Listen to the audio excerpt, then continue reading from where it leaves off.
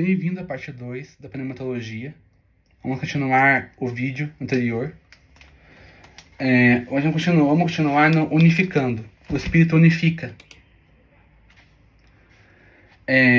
A criação de nova comunidade de fé, ou seja, igreja. Uma nova unidade de judeus e gentios. Oposição a discórdias, dissersões e facções. O Espírito dá sinais mais fortes. Presta atenção.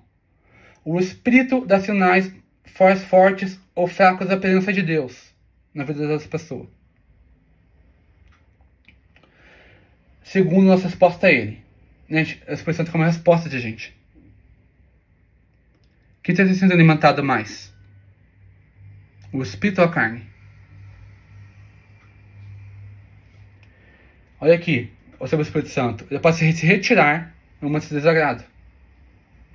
Ele se retira. Ok? Em quem tem uma conduta agradável, derrama suas bênçãos. Isso aqui é importante você ter em mente. A Bíblia fala ser cheio do Espírito Santo, que significaria ser cheio da presença imediata do próprio Deus.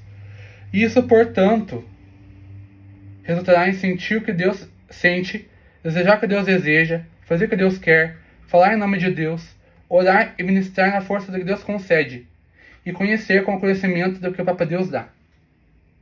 Isso que o Espírito Santo faz na vida do crente. Batismo no Espírito Santo. Gente, isso aqui é batismo no Espírito Santo é uma polêmica. Porque dependendo da visão que você seja, da denominação que você seja, é um assunto muito debatido. Porque tem gente que diz o seguinte, que ou o dom de línguas é obrigatório, um sinal do Espírito Santo na vida das como se fosse o batismo, enfim. Então não vou chegar nesse mérito. Mas é importante falar sobre isso.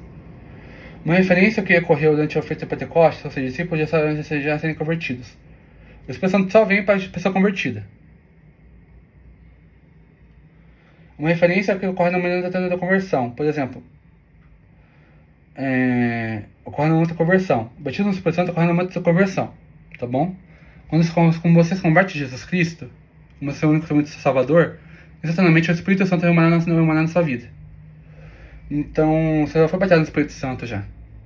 Eu creio que o dom de línguas é uma consequência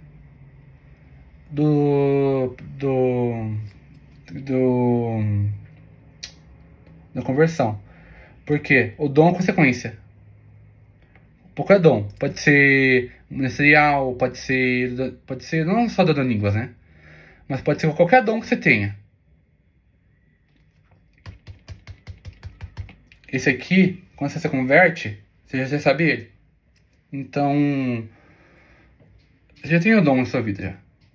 O dom de línguas é o mais falado, né? Vou falar assim. Olha o que ocorre no Pentecostes, tá? O que ocorre no Pentecostes foi uma momento transicional para uma obra maior do Espírito Santo. Então, gente, uma obra muito maior. Uma obra amplificada. Olha o Espírito Antigo Testamento. O Espírito capacitava apenas pessoas específicas para o ministério. Pessoas específicas. Não todos. Há um anseio por derramar do Espírito Santo sobre todas as pessoas. Eu falei aqui, já profetiza descido do Espírito Santo. Apesar de estar presente e ativo na antiga aliança, em resposta a profecias, é uma ampliação do poder do Espírito Santo na nova aliança. Ou seja, na nova aliança, gente, tem mais poder para exercer o ministério, tem mais poder para a distribuição de dons, edificação da igreja, tem mais poder para amplificar e vencer o pecado. O Espírito Santo dá capacidade para nós vencermos o pecado. Discípulos recebendo esse poder em Atos por estarem em um momento de transição para a nova aliança, para a nova fase de atuação do Espírito Santo. Ok? Talvez o termo mais adequado para se referir ao evento que ocorre do desenvolvimento espiritual posterior, conversão, não seria batismo do Espírito Santo, mas assim, ser cheio do Espírito Santo. Gente, Para finalizar essa frase aqui, eu diria assim, ao invés de falar batismo no Espírito Santo, eu quero falar, vamos ser cheio do Espírito Santo? Não fica melhor? Distinção da cristãos é preocupante, por exemplo. Essa distinção que eu vou falar agora. A gente tem que entrar mesmo. Cristãos batizados no Espírito Santo. Cristãos não batizados no Espírito Santo. Cristãos não batizados no Espírito Santo. Não cristãos.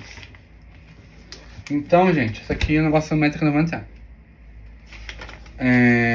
Cristãos batizados no Espírito Santo. Cristãos não batizados no Espírito Santo. E não cristãos. Esses métricos eu não vou entrar. Para não gerar polêmica. Plenitude do Espírito Santo.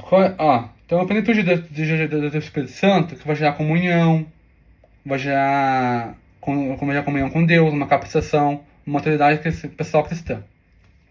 Isso que vocês têm que saber.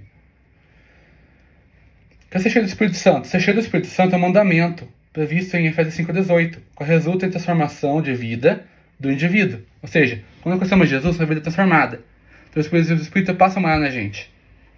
Então o Espírito Santo, ele vai lá e faz a morada e transforma a nossa vida. É um evento que ocorre em diversos momentos da vida cristã.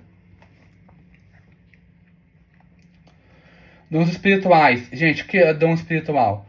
Dom espiritual, qualquer talento potencializado pelo Espírito Santo e usado no ministério da igreja. São distribuídos dons por um só e mesmo Espírito. Gente, é o mesmo Espírito Santo. É o mesmo Espírito Santo. Mas os dons são diferentes. Você tem um dom na sua vida. Qual o dom que você tem? São concedidos visando o bem comum. São usados para a edificação da igreja. Os propósitos do Espírito Santo, gente, é o seguinte: equipar a igreja ao fim de que ela desenvolva seu ministério para que até que Cristo volte. Esse é o propósito do Espírito Santo. A edificação da igreja, gente, é importante para o Espírito Santo também. Por quê? Quando a gente está na igreja, a gente tem que ser edificado. Que edificar a gente é o Espírito Santo.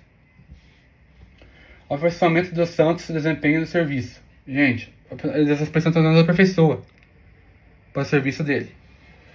A lista é exaustiva. Romanos 12, 6 a 8, 1 Coríntios 7, 7, 1 Coríntios 12, 8 a 10. Varia contra poder, por exemplo. A expressão varia contra poder, tá bom? Esse aqui também é importante. Fatores que referenciam o divino, o humano, no âmbito da experiência e treinamento. O Espírito Santo faz isso na nossa vida, tá? Aptidão comum versus dom espiritual. Gente, devemos analisar a relevância dos dons para o desenvolvimento da igreja, tá bom? Nós devemos analisar, os dons, eles parecem ser permanentes. Ao ler os textos do Novo Testamento, embora não haja um texto claro que faça essa afirmação, mas cuidado em alguns pontos, tá bom? Aqui, outros casos que a gente deve ter.